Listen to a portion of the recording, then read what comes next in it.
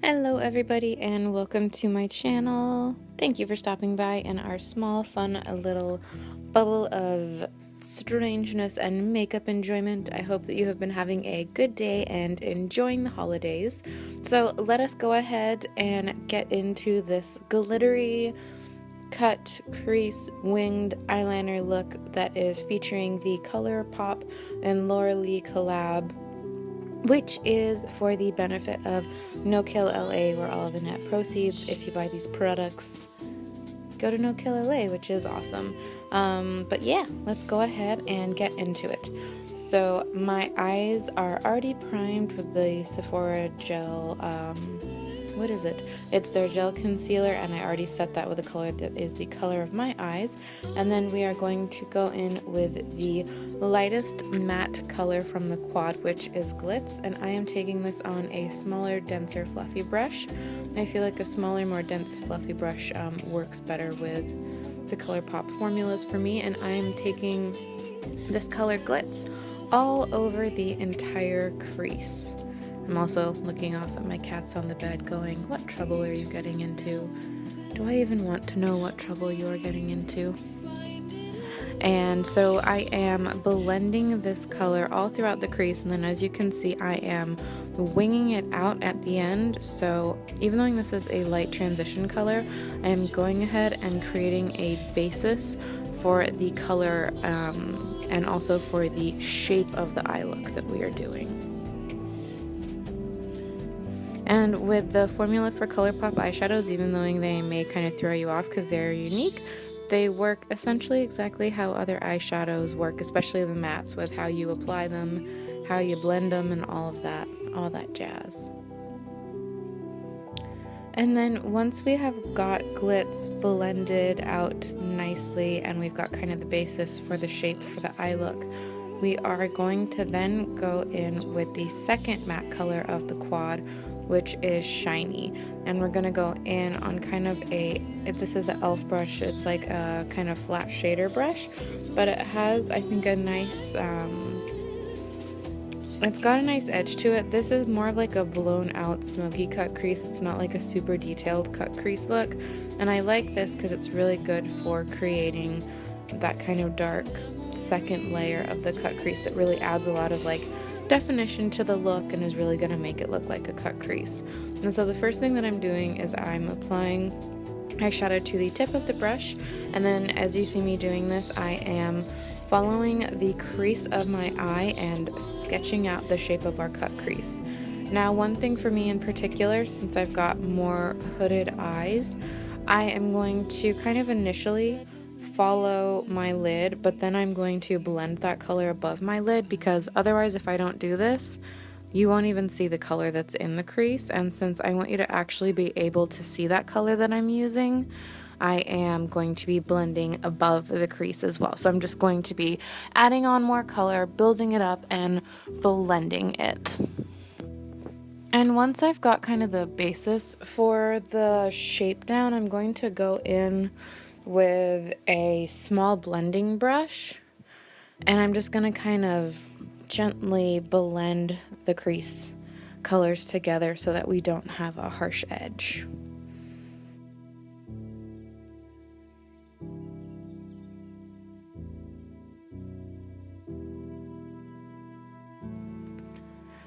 And then once we have our upper part of the cut crease looking how we want it to look, we are going to go in with the first shimmer of the look. I'm not using concealer to create like a really sharp defined cut crease, but you can definitely do that if you want to. So instead I am going to go in just with the first color, Hiney, which is the first kind of glittery super shock shadow that we're going to be using. And I had to build this up a lot just using a dry brush with it. I end up kind of digging into the color, so I definitely do think that these work better with your finger, and they do apply better with a finger. But Hiney is the coppery color, and as you see I am building it up kind of over the whole lid, but I am just following the line that we created earlier for our cut crease, but adding in that really lighter, pretty glittery color. Now this didn't, since I didn't have a base for it and I ended up going in with my fingers at one point, this did lose some of the sharpness of the cut crease, but I was okay with that. I thought it was still very, very pretty.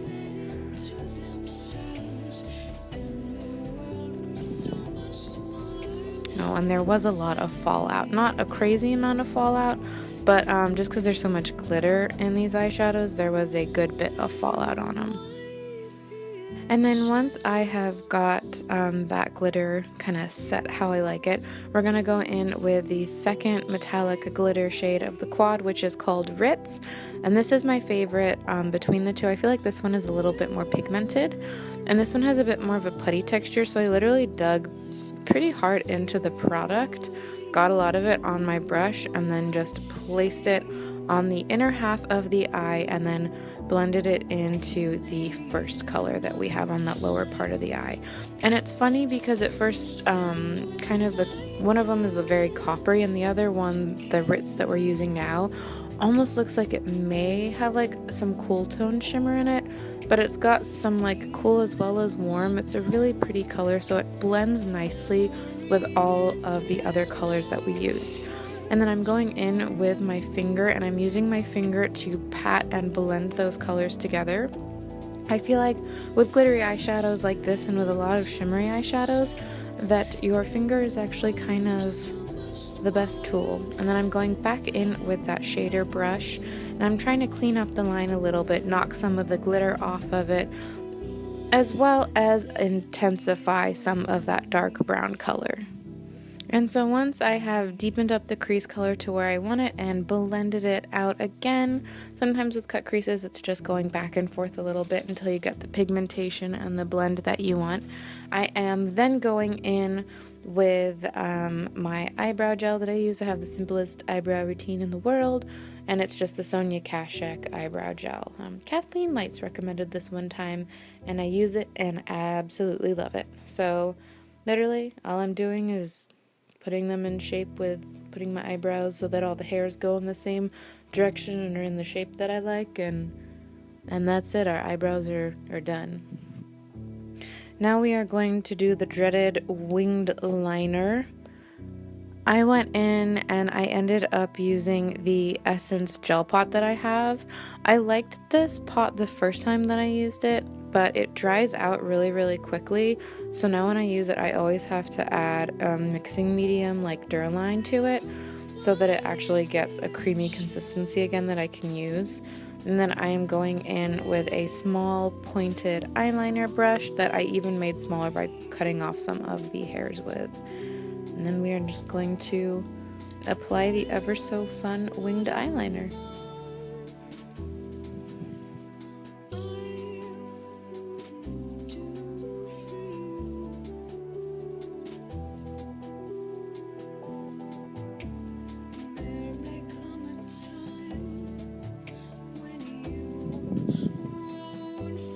And one thing I will say about this winged eyeliner is that you want to keep it somewhat on the thinner side instead of doing, like, you can do it long and dramatic, but if you do a really thick winged eyeliner, then you're going to lose a lot of the cut crease work as well as a lot of the pretty work that we did on the eyelid. So when you're doing your winged liner for this, try and keep it on the thinner side. And now that we've got the winged eyeliner done, I'm just going to clean up the base of it really quick with a flat concealer brush and some of my Tarte Shape Tape concealer. The reason I like doing this is because not only does it give a very precise line to the winged eyeliner, but it'll also create a very precise line with the eyeshadow as well. So this is the technique that I like to use to really give the eyeshadow as well as the winged eyeliner just a very nice, clean, sharp look to it. And then once I will do the concealer, I'll give it a couple seconds to kind of like dry down, and then I'll go in and I'll gently kind of buff it out. I feel like when I let the concealer dry down a little bit, it makes it a lot cleaner when I'm blending it out, and I'll get a better blend on it and the product won't kind of go anywhere. It gives me a lot more control if I do this technique. And now that we have got the upper part of the eyes, I am going to go ahead and gently prime my face I'm going to be using the Smoothing and Poreless Primer from Pixie. And once I've just got that patted into my T-zone and my chin, I'm then just going to go in with the L'Oreal Pro Matte Foundation. I don't really like this foundation for the pure fact that I can't find a match anywhere close to my skin color. It's either too light or it gets too like orangey on me. I feel like it oxidizes. But I am using it because it is close enough and I don't like wasting product, so instead of throwing it out, I can use it for makeup tutorials.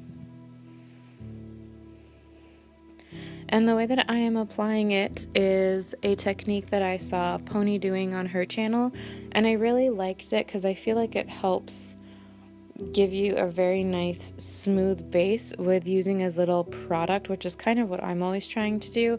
And so I am just taking a flat makeup brush and I am taking the makeup and I am spreading it out on my face. Bear in mind that if you're using a matte foundation like I am, I would actually recommend going in like small segments and then blending it out, and then applying some more foundation and blending it out.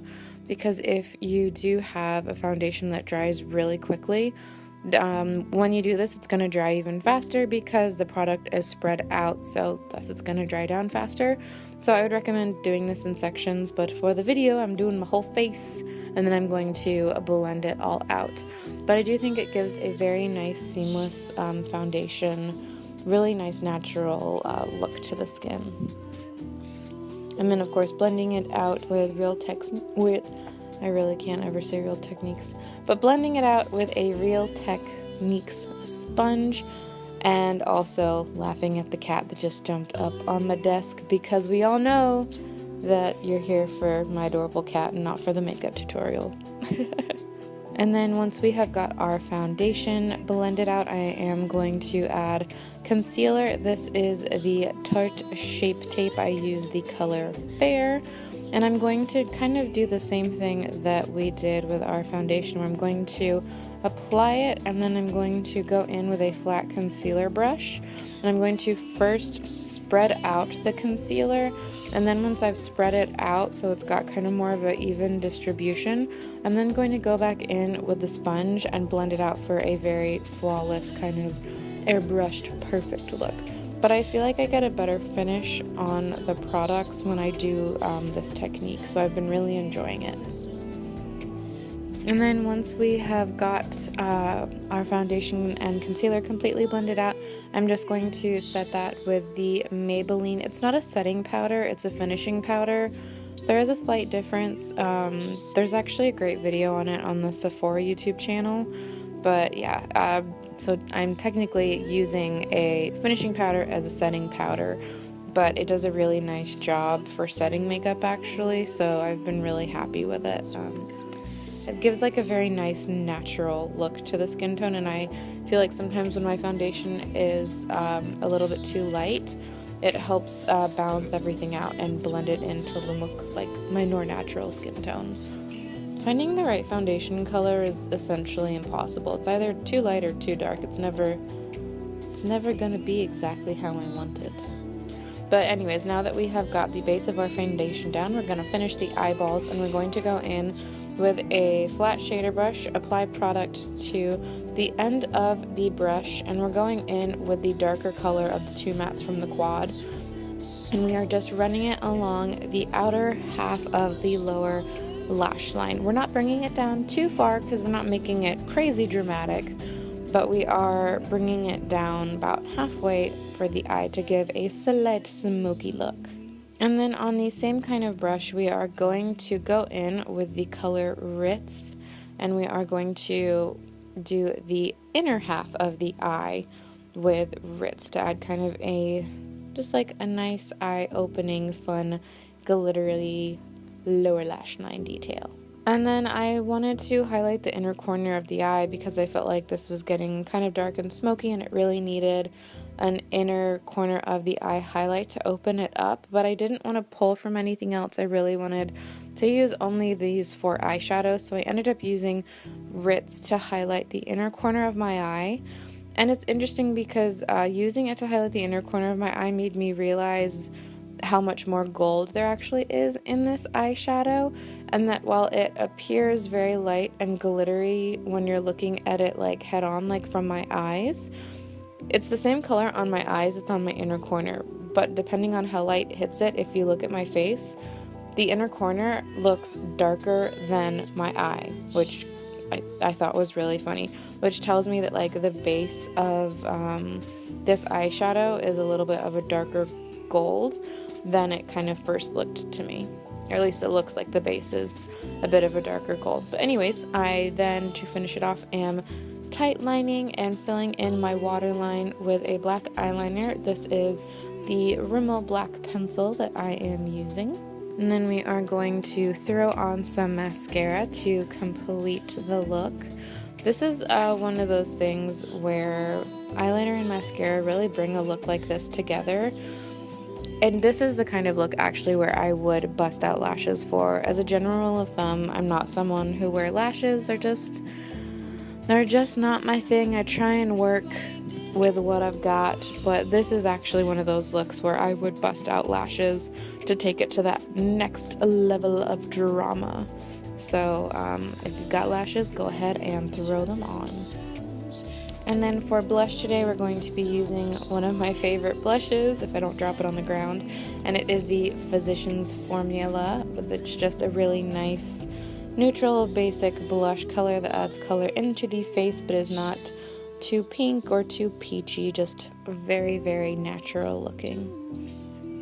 And I'm actually going to use highlight today. I have been in a non-highlighting mood, but I was like, you know what, let's go ahead and highlight. So I'm going to go in with the Too Faced Candlelight Highlight. This is a very, very natural glow, since I prefer a bit more of a natural glow, so you can't even really see it in the camera. You can kind of see it a little bit as I tilt my cheek. I promise you, there is highlighter on my face. You just can't really see it. And then once we've got a bit of a natural little glow built up, we are going to move on to the lips, the final step. And for this, I'm going in with the dark red of the palette, the one that has the really oh so wonderful applicator that I am completely not a fan of. And you will see that yes, my lips become very, very overlined, for the sole reason that they kind of just went that way. But this is the color Bam from the three that she did, and because the applicator has those fuzzies on it that make it very hard to do a precise application, I have a very pronounced Cupid's bow that I went in and ended up fixing the lines with a brush. So I think it looks cute. I never really overlined my lips that much, but actually I was kind of digging the very pronounced Cupid's bow look by the time I was done with this. But that is the complete look. That is it, ladies and gentlemen. I hope that you liked this. I hope you like the makeup look. I hope you liked the tutorial video. If you didn't, or wow, this is the tutorial video. I hope you liked the product review video. If you didn't get to see that, I will make sure to have it linked at the end of this video, as well as have a little thingy goes up that prompts you of, ooh, look, video is here. But thank you so much for watching. If you liked this tutorial, please give it a thumbs up. It really helps me out in the long end. And I hope that you subscribe and I get to see you in the next video. Have a good day, night, evening, wherever you are. And goodbye!